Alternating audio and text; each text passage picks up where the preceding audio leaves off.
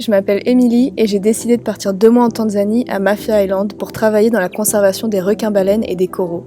Clique en haut à droite pour voir les épisodes précédents et abonne-toi pour suivre mes aventures en images.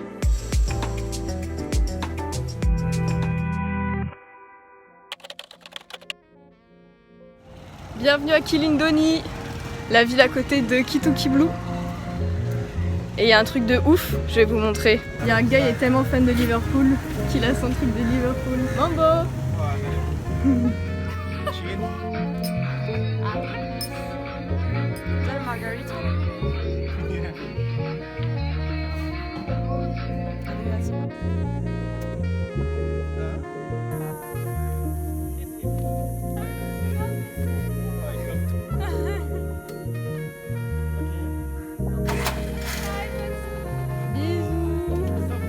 Profite bien de Dar es Salaam.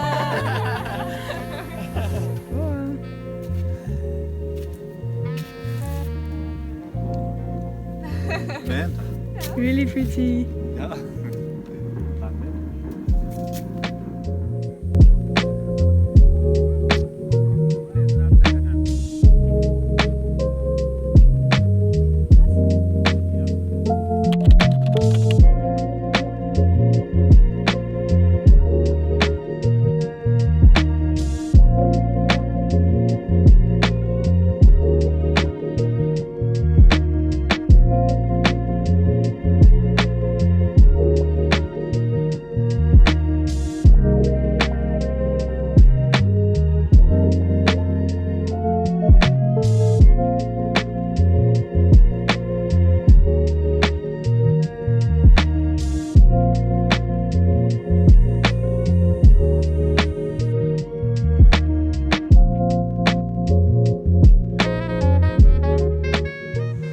Je suis en train de lire Sapiens.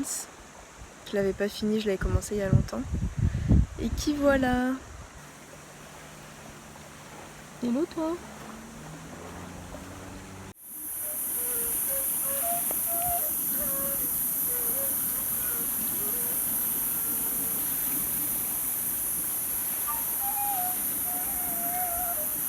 Je vous présente Atibou. Tu wanna say something? Merci. C'est le nouveau stagiaire, enfin il a déjà été stagiaire avant et il est revenu. Et du coup cet après il va donner en plus un cours de Swahili. Et là il va m'apprendre à faire une balle à partir de feuilles de bananier. Is it banana leaves? Yeah. It's coconut chili. Ah, coconut. Ok. À partir de feuilles de coconutier.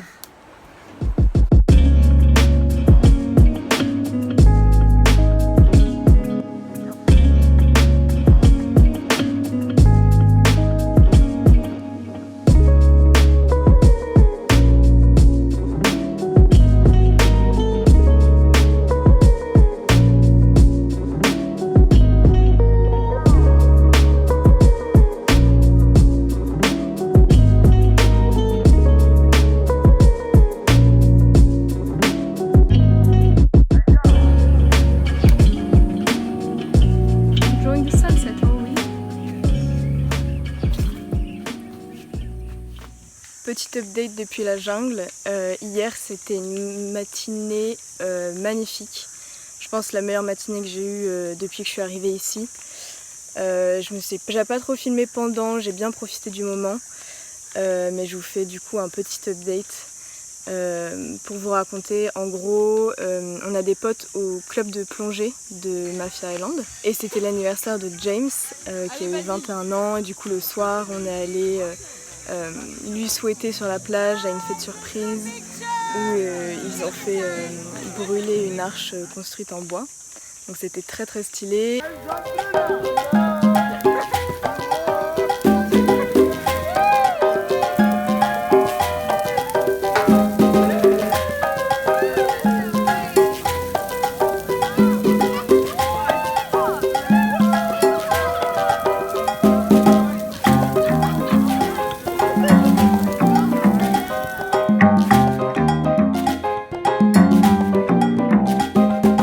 Du coup le lendemain il est venu avec ses parents et avec du coup l'autre fille du club de plongée qui s'appelle Margot pour la première fois voir les requins-baleines et c'était trop bien.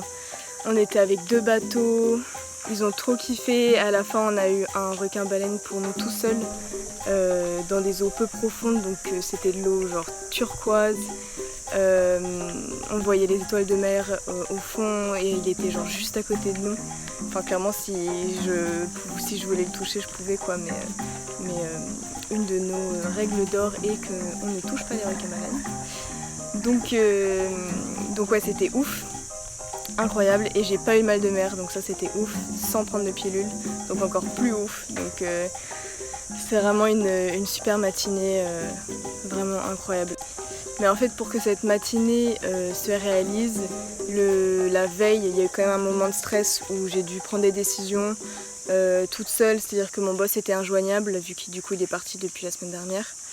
Mais il y avait beaucoup trop de gens qui voulaient venir, du coup je devais prendre la décision de se faire sortir 2 bateaux plutôt que 1, sans l'approbation du boss. Donc voilà, je me suis dit que c'était dans tous les cas mieux pour le business. Donc toute l'organisation était un peu stressante et au final tout s'est super bien passé, les stagiaires ont vraiment bien bossé, enfin c'était top. Bon, du coup c'est parti pour un cours sur la biologie des requins-baleines. Vous allez voir, il y a quand même pas mal de mystères qui entourent cette espèce. Un requin-baleine, c'est un requin. Et vu que les requins sont des poissons, le requin-baleine est donc le poisson le plus grand du monde. Les requins-baleines, à l'inverse d'autres poissons, ne changent jamais de sexe ou de robe. C'est-à-dire que du coup, ils ont exactement le même physique depuis qu'ils sont nés jusqu'à ce qu'ils meurent. Juste, ils grandissent en fait toute leur vie. Du coup, les points qu'ils ont sur le dos sont uniques et grâce à ça, on peut les identifier. Les requins-baleines sont des requins cartilagineux et ils font partie des 3 seules espèces de requins qui ont leur bouche à l'avant de leur tête. Et ça, c'est parce que ce sont des requins qui se nourrissent principalement de zooplancton. Du coup, généralement, ils se nourrissent verticalement comme ça, avec la bouche grande ouverte. Sauf que parfois aussi, ils peuvent se nourrir de petits poissons. Et dans ce cas-là, ils vont par le bas et remontent. Les requins-baleines ont 5 branchies pour respirer. Donc en fait, ils n'ont pas besoin de remonter à la surface comme les mammifères pour respirer, puisque leurs branchies leur permettent d'extraire l'oxygène qui est dissous dans la mer. Non, ils ne sont pas dangereux. Comme je l'ai dit, ils se nourrissent de plancton, donc c'est des minuscules organismes, et parfois de petits poissons.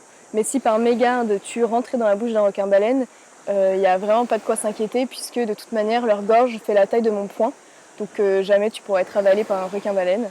La seule partie du corps d'un requin-baleine qui peut être dangereuse pour l'homme, c'est la queue, qui est très puissante, et si le requin change de comportement très rapidement et qu'on se trouve proche de la queue, on peut se prendre un gros coup. En fait, c'est assez étonnant parce que ce sont des mangeurs donc, de plancton, et là où il y a le plus de plancton, c'est dans les eaux froides. Mais en fait, les requins-baleines, on les trouve que dans les eaux tropicales, partout autour du globe, mais que dans les eaux tropicales. Il faut savoir que les seuls moments où on les voit, c'est dans des agrégations pour se nourrir. Donc c'est quand, par exemple, ici à Mafia, il va y avoir un bloom d'une certaine algue qui va permettre à beaucoup de crevettes de naître. Et c'est ça qui les attire en fait. Malheureusement, oui, ils sont en danger d'extinction. Les principales menaces pour cette espèce sont la pêche industrielle en profondeur, qui est donc non sélective et qui attrape plein d'espèces qui ne sont pas du tout visées. L'autre menace, c'est le trafic d'espèces sauvages, donc pour leur chair, leurs ailerons et l'huile qu'ils produisent, malgré leur protection par la CITES, qui est la Convention internationale du trafic d'espèces sauvages. L'écotourisme, comme on fait à Kituki Blue, permet aux locaux de voir la valeur des requins-baleines quand ils sont vivants. Donc dans tous les cas, c'est positif. Mais c'est vrai que quand on est sur l'eau, parfois ça peut être un peu angoissant de se dire que ça ressemble vraiment à une chasse, c'est-à-dire qu'il y a plein de bateaux qui sont autour des requins-baleines et si par malheur il n'y en a qu'un, tous les touristes vont lui courir après, enfin nager derrière. Ça peut être assez stressant pour l'animal qui est juste là pour se nourrir tranquillement, quoi, qui n'a rien demandé. Du coup, mon avis sur l'écotourisme, c'est que c'est une pratique très importante pour changer les mentalités et qui peuvent aussi être bénéfiques pour la conservation. En revanche, il faut vraiment que ça soit encadré. Si tu veux nager avec des requins-baleines, dans ce cas-là, il faut vraiment choisir un organisme qui fait des rencontres responsables. Donc, s'il propose un briefing sur comment se comporter, avec l'animal, c'est déjà pas mal. Seconde chose à faire aussi pour réduire son impact sur les organismes marins en général, c'est réduire sa consommation de poissons, ou en tout cas de consommer des poissons pêchés de manière plus responsable, donc à la ligne par exemple, même si les labels ne sont pas vraiment très sûrs. Et puis troisième chose évidemment, c'est de ne pas consommer du requin. Donc voilà, si tu es intéressé par le programme de stage à Kituki Blue, je te laisse cliquer sur le lien dans la description et si tu as des questions, n'hésite pas à me les poser. J'espère que ça vous a intéressé. Moi je suis en train de faire du montage là et il y a les singes qui sont tout autour de moi. Putain, ils en ont rien à foutre que je sois là. Et lui tout seul.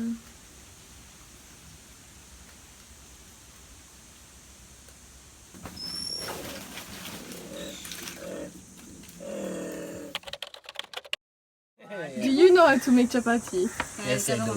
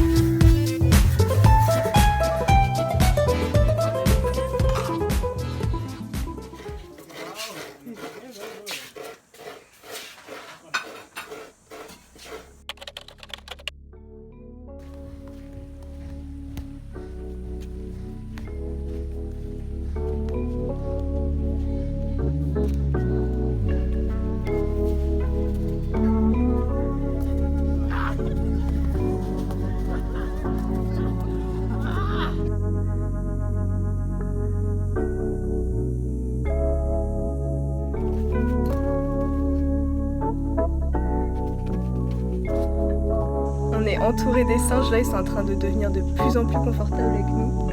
Il y en a même un qui m'a touché l'orteil, je vous jure. Tout ça pour vous dire que c'est tout pour cette semaine et j'espère que ça vous a plu. Et n'hésitez pas à vous abonner, cliquer sur la cloche pour avoir une notification et puis je vous dis à la semaine prochaine j'espère.